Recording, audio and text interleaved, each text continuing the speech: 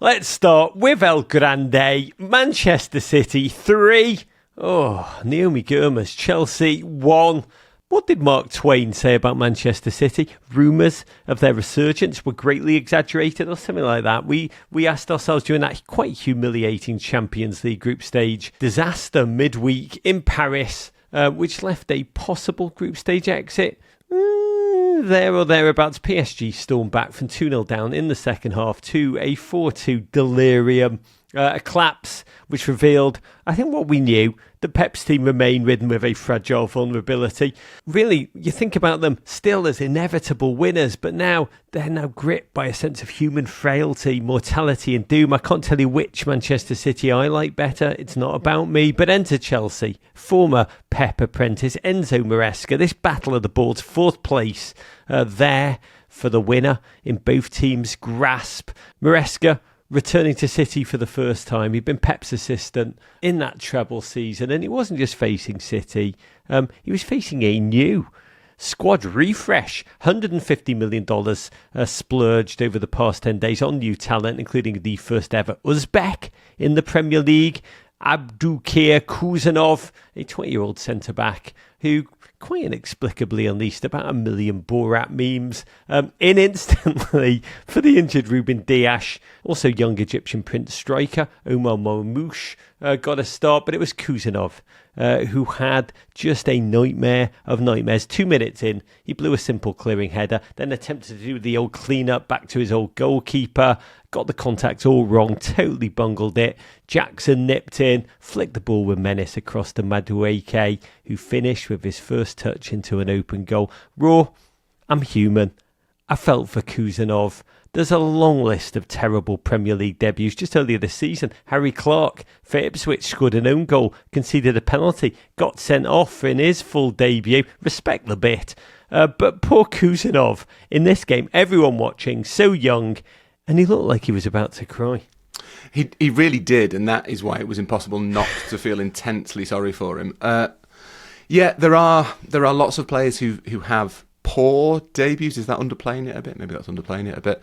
The vast majority, Rog, let's take the positive, recover to go on and live full and happy lives. Yeah. Just occasionally, it can be because you're not good enough. I'm pretty sure that won't be the case with Kusanov. It felt like in those first few minutes, everything he did went wrong, which I think you can probably attribute to nerves. But I guess in a way it shows the risk that Manchester City have taken. They have added two very young defenders in Kusanov and Vitor Reis, the Brazilian, to their squad. They clearly have abundant potential, huge amounts of talent, but it does take time to settle into a squad. And when the squad you're trying to settle into is Manchester City's and you are supposed to be one of the best teams in the world, that's a hell of a leap for anybody. Yeah, I mean, this was some trial by fire, which also, I guess, hints at the kind of risk that Pep is willing to take. I mean, the leap up from French football, the zero time to acclimate, the natural debut nerves, thrown straight into a new system, amidst a team in panic. Pep later said that the kid doesn't really speak English. This could not have been harder for him humanly. A minute later, he got a yellow card, felt Cole Palmer, I think 3 touches. You can almost say each one was worse than the last. It looked like the Uzbek version. If you watch Band of Brothers of Albert Blythe, just that trench shock, that battle shock. Was it episode 3, Carentan? History will forget this. Honestly, Chelsea should have been 2-0 up with ease in this one. Cole Palmer charged through. After, I think it was Marmoush, coughed up the ball in the centre circle, fed Jackson wider than he'd like. The chance was gone. City looked cunning in attack, but they looked so bloody vulnerable in those early exchanges at the back. Seemed frayed, nerves, almost seems bursting to a patched up sense of reality. In truth, this was a game, big in name, but filled with indecision, poor judgment, comedically bad in that first half at times. It was wide open madness. Foden hit the post. Marmoush finished but offside. Chelsea also appeared hysterically insecure. They have since Christmas. This is like their new trope. Injuries, they fizzle in games, and they did so here after fast start. That is their new trope, which Maresca has been unable to untangle. And so 42nd minute, straight down the centre, ball played in behind for Nunez to run into. What's the song rule? Haaland trembles, Cucurella is what? Falling over while trying to defend? I can't remember how it goes. I'm paraphrasing. But that's what he did. Nunes free to shoot. Sanchez was able to get his hands to it, but the rebound ping right back to a swooping Guardiola. Is there any other kind? Relief for Manchester City? Nothing to see here. All tied up. The strange thing about it was Chelsea really should have seen it coming, because what Manchester City were doing, and this became even clearer in the second half, was really obvious. It was really apparent that they'd worked out Chelsea play high, we've got lots of fast players, we've got deep runners coming from deep, we will go over them and they will give us chances. And the fact that Chelsea were unable to adapt is really kind of troubling, to be honest, because there was quite a lot of focus on it here in the post-game debrief, that Chelsea could easily have stopped that route of attack just by standing 5 yards closer to their own goal. But didn't or couldn't or wouldn't or wasn't. I don't know which of the unts this was. And that was what surprised me in this. Chelsea have so many bloody big pieces. Enzo, Caicedo, who have been so good in the second six of the season, and they didn't grab the game by the scruff of the neck at all. Sancho didn't try and destroy the young Uzbeki who he had at his mercy. And above all, Cole Palmer, facing the team he'd come through at for 13 years, at so many points did not try and prove he could do more. How do you understand that? Well, I suppose part of it has to be Chelsea's form, which has really slipped since Christmas. There will be a lack of confidence at Chelsea, I think, at this stage. I think part of it is City's credit, really. They'd clearly come up with a game plan that worked and isolated Chelsea's weaker points, highlighted their flaws. But mainly, I think it's your fault, Rog, because I don't know if you remember, we discussed about 6 weeks ago who we thought might win the Premier League title. And some of us made very sensible suggestions that were in no way related to not wanting to tempt fate, and went for Arsenal, who are very much alive in the title race. And you said... Someone who sounded like me. Said Chelsea. And since then, I think that's just an amount of pressure that you've put on them. You know, we know how popular Men in Blazers is with Curse of Rog is back. With England's clubs. Yeah. I think that the pressure of having to live up to your billing has scrambled Maresca's mind. I think, Raw, the thing I love about you, I'm all emotion, more art. You are science and data driven, and you've come up with possibly the only rational explanation. And we'll dive in a minute a little deeper into Chelsea's predicament, because it is fascinating.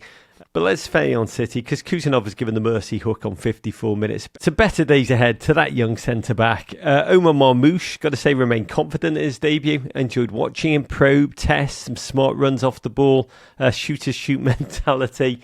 But nobody puts Erling Haaland, Big Earl, in the corner. And back when two people, as you say, who looked like us and sounded like us, and I can include you in it, because we did have a lot of chats about, were Chelsea a title-chasing team? Could they say they were not a title-chasing team? We said they couldn't say that. Chelsea fans doubted all along. They'd always say, our backline is terrible, our goalkeeper's worse, and so... I don't like to say they were right, but in a moment of folly, it came to pass. Ederson went long, spunked a pass down the right channel, and Robert Sanchez... I always have to say when I watch him, remember, I think Chelsea bought 8, I'm not exaggerating here, 8 goalkeepers, but they somehow keep playing this one. A gent who's made more errors, I think it's 5 now, leading to a goal more than any other player this season. He charged out into no man's land. It was honestly like a malfunctioning EA Sports FIFA keeper. Haaland loved what he saw. You could just tell he knew what he was going to do as soon as he took possession of the ball and then executed it. He cut inside Chalobah, broke his ankles, and then unleashed just a long-range, I don't know what to call it other than the work of art. It kind of floated, it arced, it was agonisingly centimetres past the backpedaling, floundering Sanchez. Raw, I know you always tell me 2 things can be true, but was this both a Haaland chip masterpiece and a total disaster class of Chelsea defending and goalkeeping? And I use that word lightly. It was more from column B than column A, I think. For a player of Haaland's quality, I actually think that's quite a simple finish. You have to lob a goalkeeper who is 18 yards out of his goal from an angle. I'm not saying I could do it, Rog, let's be clear. But at the same time, I'm not saying I couldn't do it. The whole thing comes about because Sanchez makes a really rash burst from his goal. I think the XG at the point where Haaland gets the ball is like 0.0 something. It's a tiny fraction. He's in a difficult position. He's got Trevor Chalobah kind of fronting him up. He has to get past him before he can get to the goal. If the goalkeeper's on his line, then there's a chance that it turns into a goal because it's Erling Haaland at Manchester City. But it's not definite.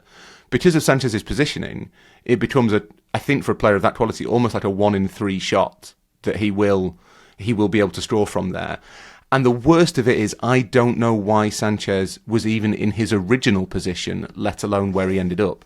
The whole thing was, a calamity. You think the thinking was like, yo, I'm in a bad position. Let me make it worse. I wonder what happens if I go over here. No, I think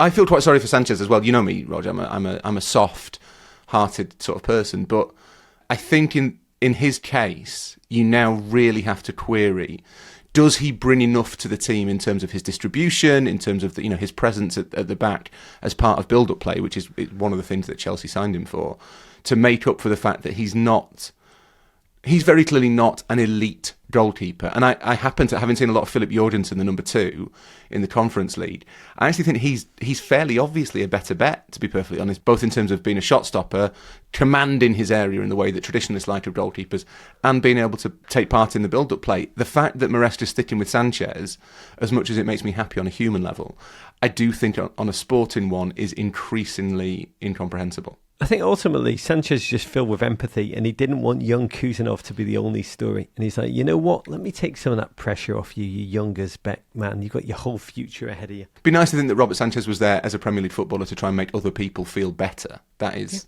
That is a valuable social role. A little bit of Mary Poppins in all of us, but the Etihad was suddenly rocking. There's an incredible camera pan. Sometimes the match directors just get it right in that moment, from Sanchez to Enzo, just shaking his head in disgust in close-up. It was honestly, this is cinema. It was Scorsese. Chelsea tried to summon a comeback, but instead City jailbreak. Phil Foden, I think 7 goals in 7 games. He and Haaland celebrated by doing a synchronised machine gunning of the crowd down together. It was really nice, wasn't it, Rog? I have thoughts on using gun-based celebrations, Rog, which I'll share with you later. That third goal from City, I think, was genuinely astonishing, because that is the goal. That's the only goal that was scored in English football between 1950 and 1973. That was literally what football looked like. The goalkeeper punted it long. The very talented playmaker got a flick on.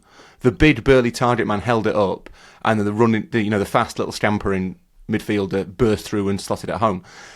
To see Manchester City playing like that, and they played like that all day, they were hitting the big man. They decided, we've got this really tall, strong striker, we're going to use him as a target man. Everything they did came from that, and it worked, and there's absolutely no criticism in that approach whatsoever. Yeah. But to see Pep Guardiola doing it is genuinely astonishing. Yeah, it's like watching the NBA. Shaquille O'Neal just claps at the fence, everybody just collapsing in on him, and him just slipping the ball out. But I don't know, watching it again, and I watched it 3 times this game, to try and work out if City were dominant or Chelsea were just utterly wilting. Props a little bit column A, column B. For Chelsea, I mean, let's button them. There is a sense of a season suddenly splittering at a key time. December 15th, I am old enough to remember when they were 2 points off the top. Then they went 5 games without a win. Curse of Rog, 14 points dropped from winning positions. Haven't beaten City since they won the Champions League against them in 2021. What are we watching, Raw? Because I've got a feeling you're going to say, just a return to the mean. I feel like Enzo Maresca is probably quite happy that he was right. You know, when something happens that you don't like and is not in your interest, but you had predicted it, you kind of feel like, well, I was right, so you should have listened to me. There is Amarim, storm is coming. Yeah, exactly. Like, I've been vindicated. I am morally superior to you. I feel like Enzo Maresca maybe feels a bit like that. Like, he did spend a lot of time saying, we are too young to be in a title race. We are not sufficiently perfectly formed to be in a title race. We need more time to get to the level of Liverpool and Arsenal and Manchester City. He was right. And it's not easy to keep to, but there is a bit of a lesson in, and I think it's really relevant across quite a lot of teams this season, that form does ebb and flow, and it's important not to get too worked up about it. So whilst Chelsea in December, as we said, were genuine title contenders, they had got themselves into a position where they were in the race for the title. We maybe should have put a little bit more weight on Maresca's words, not being a cunning mind game, but just being a manager saying, hang on, this might turn. I think he's just one press conference away from saying they're the worst team in Chelsea history. Chelsea's history is not quite as glorious as Manchester United, so I feel like that would be historically illiterate. It's a thin line. For City, Peter Drury called this win a recuperative one. Back and forth. I think they will draw strength for the ability to come from behind, albeit against that self-destructive Chelsea. 6 games undefeated in the league now, despite the Champions League splitters. Haaland dropping masterpieces, Foden scoring ferociously, Egyptian Prince, Omar Marmoush seem to revel in quite an encouraging debut. Arsenal away next weekend. This being City, 12 points back. Are we in, you're telling me there's a chance territory, Will? I think I've said this throughout, haven't I? I'm not sure you can rule Manchester City out, not least because Arsenal are a little bit unpredictable. Liverpool have dropped silly points occasionally this season, and also we've seen, not least through City themselves, like the overpowering effect of injuries. So what happens if Virgil van Dijk and Mo Salah and Ryan Gravenberch all get injured? Then Liverpool's form probably dips considerably. So although it's a massive gap to make up, I don't think you can say at this point Manchester City definitively cannot win the Premier League. It would take a reasonably large sort of supply of unlikely circumstances for it to happen. They've left themselves a lot to do. But you can definitely see a world where they finish second. They are showing signs of recovery. There's 2 ways of reading their form. One is that they've had a relatively easy set of fixtures in the Premier League since Christmas. And, as soon as they were challenged by a difficult game, they immediately drew 2-2 at Bournemouth, having been 2-0 up with 7 minutes to play. But the other side is that they are clearly out of the worst of their slump. I think that's definitely true. They've found a way to get results. They've got a really difficult next few weeks in terms of the teams they play. Arsenal, as you say, I think they play Newcastle, they play Liverpool, a couple of others. I'm not sure if they've got Bournemouth. That's the one you want to avoid. I guess by the end of February, start of March, we'll know a little bit more. But there are definitely green shoots there. Guardiola's starting to find a way through. And also as players start to come back, or even have a rest, even if Kusanov and Vitor Reis and Marmoush, and they might sign a defensive midfielder at some point as well, if they can give the squad a bit of a rest, then it may well be that is what enables them to rediscover their form. God, incredible watching Pep and Cole Palmer at the final whistle. Long, animated, seemed quite gracious conversation. I'd love to know what they were talking about, Ro. I like to think it was like a really tactical, highfalutin conversation, but it was probably just about chippy chips. Probably chippy chips. I suspect that's the first thing on Cole Palmer's mind when a game ends. Yeah, and probably a little bit. We always think of Pep's like just genuinely in high concept in the lab brain, but there's probably a bit of a side of Pep the lad as well. I suspect Pep Guardiola is fascinated by Cole Palmer, as we all are. He wants to tap into his kind of taciturn, silent genius. He's so different to Pep that Pep maybe doesn't understand him. I actually think, I used to have a friend who was so brilliant, ended up being a professor at Columbia University.